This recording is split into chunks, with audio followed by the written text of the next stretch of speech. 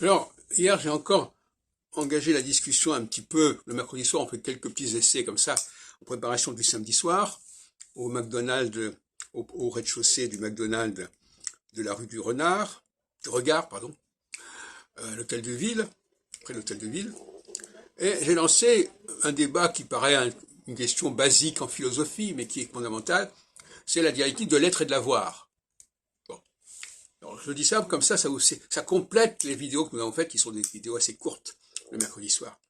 L'être et l'avoir. Alors, effectivement, la question, c'est de savoir, premièrement, en quoi l'avoir est illusoire.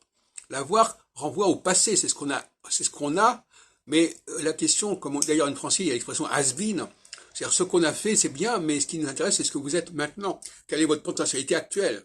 Il ne s'agit pas de récupérer, de recycler des choses anciennes, il s'agit de produire, de pondre des choses nouvelles. Des choses nouvelles qui sont d'ailleurs généralement pas du tout nouvelles, qui sont des corrections des erreurs commises.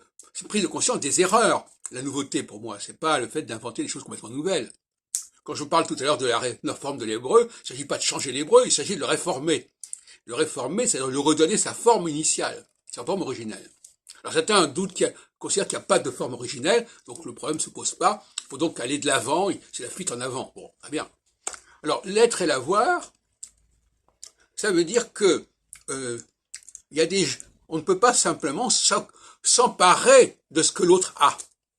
On peut s'emparer de ce que l'autre a, mais on ne peut pas s'emparer de ce qu'il est. C'est ce qu'a très bien dit d'ailleurs Valentin hier soir. Et par conséquent, on peut s'emparer de ce que les juifs véhiculent. On ne peut pas remplacer les juifs, pour autant.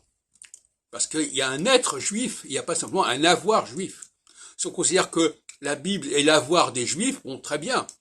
Et à mon avis, de cette manière, c'est complètement ridicule, parce que il y a beaucoup de choses dans l'avoir juif, entre guillemets, qui n'est même pas juif, qui est israélite, enfin bon, c'est un autre sujet. Mais je veux dire, on ne peut pas remplacer la personne, donc on ne peut pas tuer les gens en disant, de toute façon, on a leur avoir, donc on se fout de leur être. Et c'est ce qu'ont cru les Allemands, les nazis, ils se sont dit, on va éliminer. Alors, eux, ils ont dit, ouais, on leur a pris leur avoir, on les a spoliés, maintenant on peut les éliminer. Hein? Non, on ne peut pas éliminer l'être, parce que l'être est fondamental. Hein? L'humanité ne vit pas sur l'avoir, elle vit sur l'être.